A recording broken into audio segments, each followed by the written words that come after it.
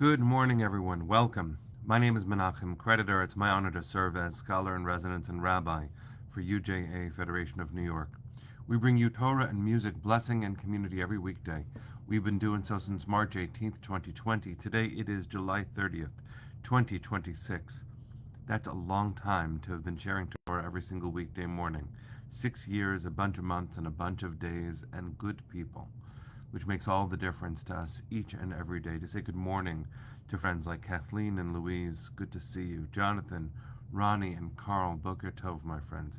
Let's see who else is here.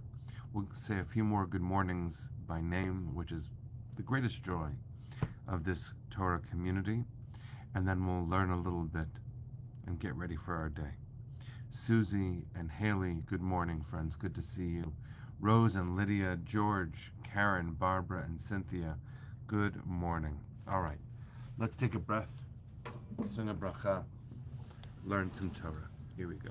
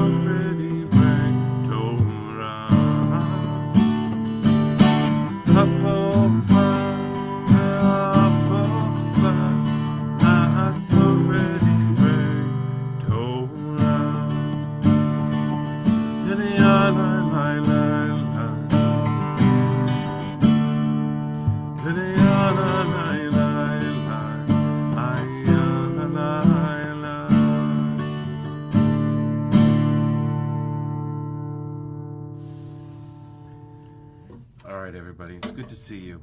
Parshat Ekev. We're in the middle of Deuteronomy, still toward the beginning, but moving more quickly every year, it seems. Now, Deuteronomy, Dvarim, is the second telling of a lot of these stories. We hear of the story of our people's exodus all the way through just before getting into Eretz Yisrael, the Promised Land. And our narrator is Moses, and one of the big shifts between the rest of the Torah and the book of Deuteronomy is that Moshe is telling things often in the first person. These are his memories.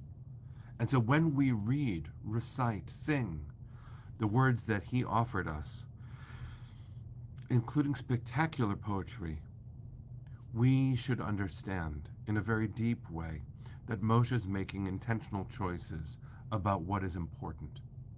Even if this is a life review, as I've suggested before, at the end of his life, which he knows is coming, these choices to emphasize specific things and to use certain tone is something we should understand for our own purposes. Moshe is teaching us in an emphatic way at the end of his life what is most important. And so one verse came to mind, at least this morning for me, which is that Moses returns down the mountain, and here's the Hebrew, Deuteronomy 10:15 from our parsha.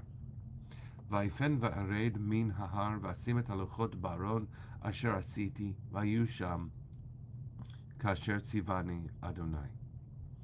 Then I left and went down from the mountain and deposited the tablets in the ark that I had made, where they still are, as God had commanded me.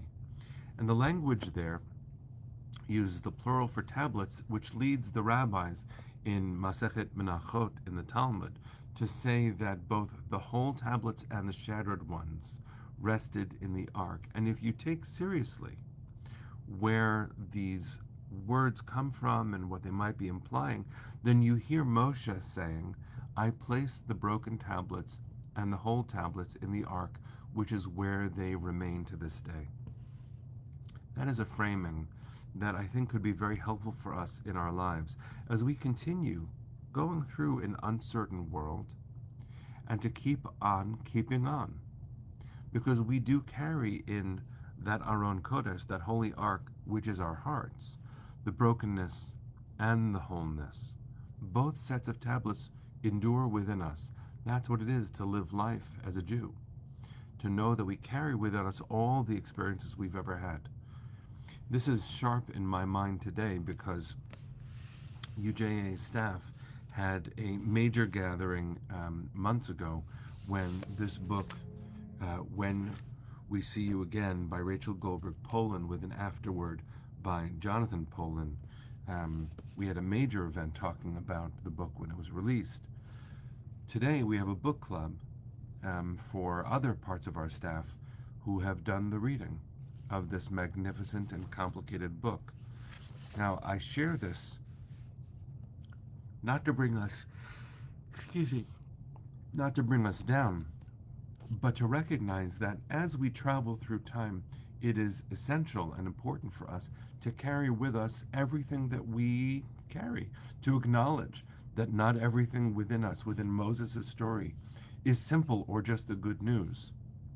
I share this with you because the whole notion of freedom, which is what Moses has dedicated his life to achieving with us and on our behalfs. Freedom in Hebrew, in the biblical Hebrew, is called cherut. And the importance here is that cherut also means charut, engraved. It's the similar word. It's a Hasidic twist on the word. And it allows for an answer to the question that John just asked. What is the benefit of holding on to our destruction? I'm not convinced that that's what I'm suggesting here, because holding on to our destruction, that might be a perpetuation of psychic pain in a way that could immobilize or, God forbid, paralyze. But what we are called to do is to recognize that we have come from somewhere that includes many points of pain. This book that I'll be leading a conversation about today, When We See You Again, by Rachel Goldberg Poland, the mother of Hirsch Goldberg Poland, Zichrono Livracha, of blessed memory, is not actually a covenant of pain. It is a recognition that pain continues with us and we continue moving on. How to endure, how to last, given that this world can be so complicated. Rachel herself is an iconic leader for moral courage and thinking. Her compassion was not limited to her son, nor to the 251 hostages, nor only to Israelis who fell, but also to all who suffered because of the terrorism wreaked by Hamas. And so it's so important for us to recognize, John, that it's not destruction that we are trying to hold on to, it's the lessons of pain. As Joy wrote, we carry with us that which we need to bring tikkun to, healing. We all have work to do. And so it's not that I think you disagree. I know your work in the world, and I know your heart. It is so important to hear the question that you bring forward, knowing that the answer is we move forward with wisdom. We are, as I've said earlier, usually about Jacob, our patriarch, wiser by the wound.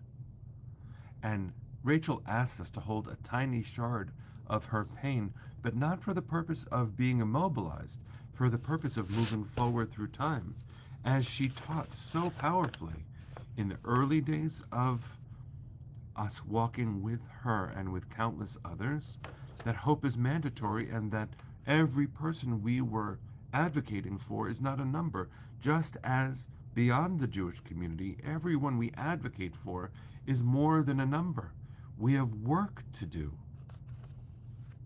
And so, as John said at Hirsch's funeral, may your memory be a revolution. The question is, what do we do with these painful lessons we have learned, well, our Torah portion gives us one way of thinking about this, which is that Moses placed the broken and whole tablets in the ark that was carried with us. It has been suggested by very, very beautiful commentators that over the course of the desert journey, those broken tablets, the ones that were shattered because of our sin, eventually ground down into dust and became part of the air around us. And that means that we breathed in so much of the mistakes that we've made, and therefore the learning lasts within us. We do not forget. Is that an easy thing for us to handle? Of course not. Of course not. But if the tablets are still in the heart, which is our Holy of Holies that travels with us, then so is the reminder of what it is to be human. The rabbis said long ago, "B'makom she'ein anashim yishtadel liot ish," in a place where people are not acting as people, act as a person. John, as you wrote just beautifully right now, we are the holy broken and broken holy. Today, when there is cruelty and personal idolatry of power and self, we are called to activate what is already engraved within us, charut, this freedom, until everyone has what they need. All of this is true. We carry it all. And this defines the extent of our freedom. And so I bless us, friends, to think very seriously about what it is to carry within us the broken and the whole. It's a blessing. It is a blessing, and it's our job. So I bless us to be strong enough and courageous enough to follow the leadership of modern prophets like Rachel Goldberg Poland. May we be blessed. Kol hod balevav penima nefesh Yehudi homia ulefate mizrach kadima ayin letzion tzofia od lo avda tikvateinu התקווה בת שנות 2000 להיות עם חופשי בארצנו ארץ ציון וירושלים להיות עם חופשי בארצנו ארץ ציון וירושלים. Am Yisrael Chai. See you tomorrow, my friends.